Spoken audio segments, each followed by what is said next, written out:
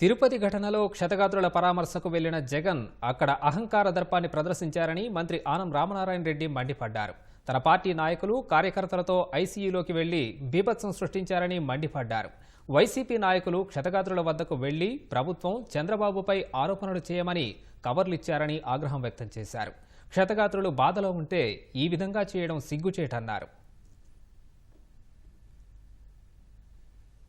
నిన్న దురదృష్టకరమైన సంఘటన ఏంటంటే, ఎవరైనా సరే విచారించవచ్చు, తప్పు లేదు.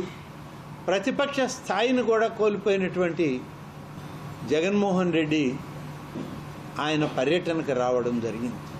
ఆయన పర్యటించడానికి ఎవరు అడ్డు చెప్పింది లేదు, ఆయన్ని కాదన్నది లేదు. కాకుంటే ఉప ముఖ్యమంత్రి గారు లోపల ఆయన అందరినీ పరామర్శిస్తున్నారు.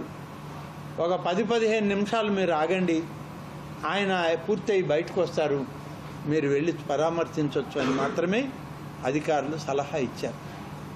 ఎవరో విచారణ చేస్తూ ఎవరో పరామర్శిస్తుంటే నేనెందుకు ఆగాలనేటువంటి అహంకార దర్పాన్ని ఆ యొక్క ఆసుపత్రి భవనంలో ఉన్నటువంటి క్షతగాత్రుల మధ్య ప్రదర్శించడానికి ఆసుపత్రిలోకి తన పార్టీ కార్యకర్తలని, నాయకులను, తనతోటి ఉన్న వాళ్ళందరినీ వందల సంఖ్యలో తీసుకొని ఆసుపత్రిలోకి ప్రవేశించడం.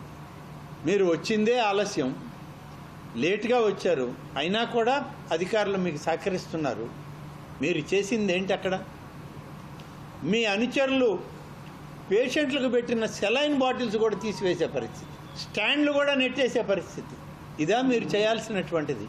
18 మంది ఉన్నారు ఆయన వచ్చేటప్పటికి ఆసుపత్రిలో. తిరుమల తిరుపతి దేవస్థానాన్ని భ్రష్టు పట్టించింది జగన్మోహన్ రెడ్డితోటి ఇంకా 3 కలిపి 4.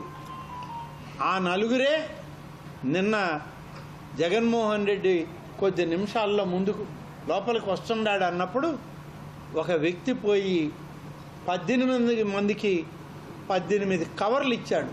మీకు సిగ్గనిపించడంలే? 5 సంవత్సరాలు ఈ రాష్ట్రంలో మీరు పరిపాలన చేశారే.